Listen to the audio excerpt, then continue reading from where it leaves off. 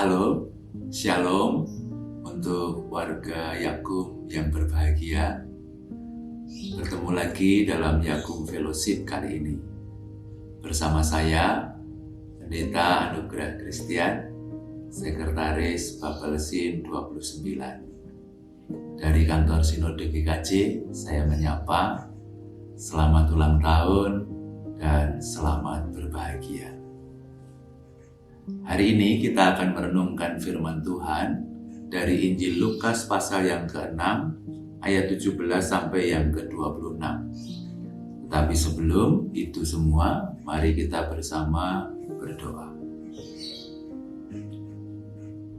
Puji dan syukur kami naikkan kepadamu ya Tuhan, karena kasih dan pertolongan-Mu yang terus berlangsung dalam kehidupan kami, sehingga memampukan kami untuk melakukan segala aktivitas dan pekerjaan serta pelayanan kami setiap hari. Hari ini kami bersama-sama ingin mengambil waktu sejenak untuk merenungkan firman-Mu. Kiranya Tuhan menerangi hati dan pikiran kami semua. Di dalam nama Tuhan kami Yesus Kristus, firman yang menjadi manusia, kami berdoa. Amin. Bapak Ibu, saudara-saudara yang terkasih di dalam Tuhan Yesus Kristus, renungan hari ini terambil dari Injil Lukas pasal yang ke-6 ayat 17 sampai dengan yang ke-26 yang demikian. Lalu ia turun dengan mereka dan berhenti pada suatu tempat yang datar. Di situ berkumpul sejumlah besar dari murid-muridnya dan banyak orang lain yang datang dari seluruh Yudea dan dari Yerusalem dan dari daerah pantai Tirus dan Sidon. Mereka datang untuk mendengarkan dia dan untuk disembuhkan dari penyakit mereka. Juga mereka yang dirasuk oleh roh-roh jahat beroleh kesembuhan.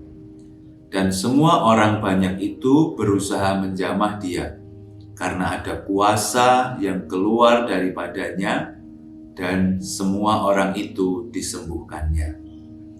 Lalu Yesus memandang murid-muridnya dan berkata, "Berbahagialah, hai kamu yang miskin, karena kamulah yang mempunyai kerajaan Allah. Berbahagialah, hai kamu yang sekarang ini lapar, karena kamu akan dipuaskan. Berbahagialah, hai kamu yang sekarang ini menangis, karena kamu akan tertawa. Berbahagialah kamu, jika karena Anak Manusia orang membenci kamu, dan jika mereka mengucilkan kamu, dan mencela kamu serta menolak namamu sebagai sesuatu yang jahat.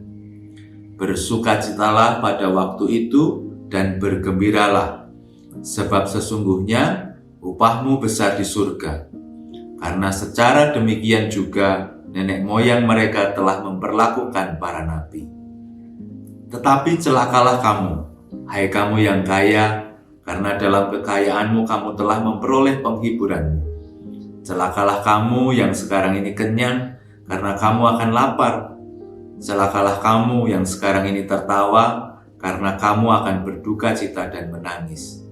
Celakalah kamu jika semua orang memuji kamu, karena secara demikian juga nenek moyang mereka telah memperlakukan nabi-nabi palsu." Demikianlah pembacaan firman Tuhan hari ini. Berbahagialah kita semua yang mau mendengarkan firman Tuhan dan merenungkannya dalam kehidupan sehari-hari. Haleluya. Amin. Orang miskin dilarang sakit. Demikianlah kalimat satir yang mungkin pernah kita dengar.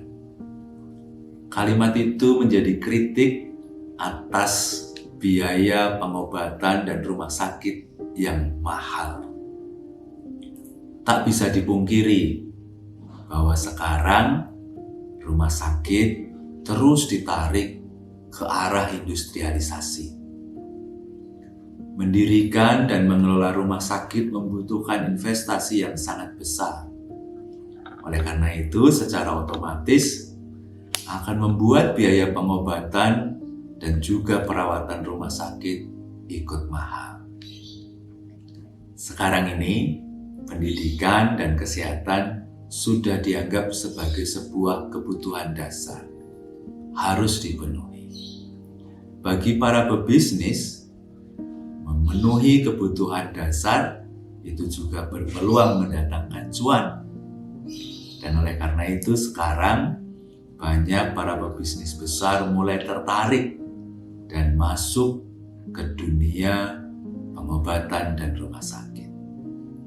Mereka yang semula bergerak di bidang properti atau perdagangan besar skala mall, lalu kemudian mulai melibatkan diri dalam urusan pengobatan dan rumah sakit. Lihatlah beberapa contohnya, ada banyak mall yang sekarang sebagian atau bahkan seluruhnya dirubah menjadi rumah sakit. Sakit adalah pergumulan kehidupan manusia yang terus-menerus dari dulu, sekarang, bahkan sampai nanti.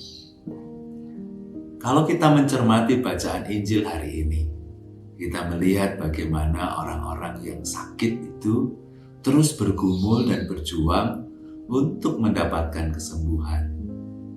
Saya sangat yakin orang-orang yang datang kepada Yesus untuk mencari kesembuhan itu adalah orang-orang yang bukan baru saja sakit, tapi sudah sekian lama dan mengupayakan kemana-mana. Sehingga kedatangan Yesus dengan kuasa untuk menyembuhkan menjadi kabar sukacita, kabar bahagia bagi mereka-mereka yang sedang berjuang untuk mendapatkan sembuh. Saudara-saudara yang terkasih di dalam Tuhan Yesus Kristus, kesembuhan adalah kondisi yang terus diharapkan oleh orang-orang sakit, karena itulah yang dianggap akan membahagiakan mereka. Sehingga setiap pihak yang bisa memberikan kesembuhan adalah kabar baik, kabar sukacita, kabar bahagia buat mereka. Pemerintah memang sudah memberikan jaminan kesehatan bagi orang-orang miskin. Tetapi kita semua tahu bahwa tidak semua penyakit di-cover oleh jaminan itu. Bahkan sesekali saya masih mendengar bahwa orang-orang miskin yang memakai jaminan dari pemerintah harus terpaksa pulang meskipun belum sembuh karena paket jaminannya tidak bisa untuk jangka waktu yang lama. Oleh karena itu, orang miskin dilarang sakit. Suara itu masih terus menggema dan menusuk perasaan kita. Bagaimana dengan kita? Gereja dan juga lembaga-lembaga gereja. Apakah kita bisa menjadi kabar bahagia bagi mereka? Yakum adalah yayasan Kristen untuk kesehatan umum.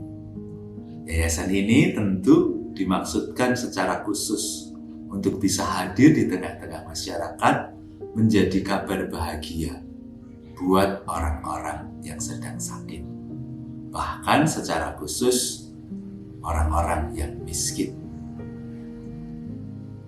Apakah kita masih menghidupi spirit yang demikian? Rumah sakit Petronella yang di mata masyarakat dianggap sebagai rumah sakit pitulungan. Apakah bisa masih menjadi pitulungan bagi mereka yang miskin? Rumah sakit Yakum dimanapun yang didirikan dengan spirit tetulung, apakah bisa masih menjadi pihak-pihak yang memberikan pertolongan kepada mereka yang sedang sakit bahkan cenderung miskin? Mari kita menggumulinya di dalam suasana ulang tahun Yakum yang kali ini mengambil tema berbahagialah. Di sisi lain kita boleh berbahagia karena kita masih dan terus dipercaya oleh Allah untuk karya pelayanan, mengupayakan pengobatan dan kesehatan bagi masyarakat. Tetapi di sisi yang lain, marilah terus kita bersama-sama hadir dan terus ada di tengah-tengah masyarakat menjadi kabar bahagia buat mereka semua. Selamat berbahagia. Teruslah menjadi kabar bahagia.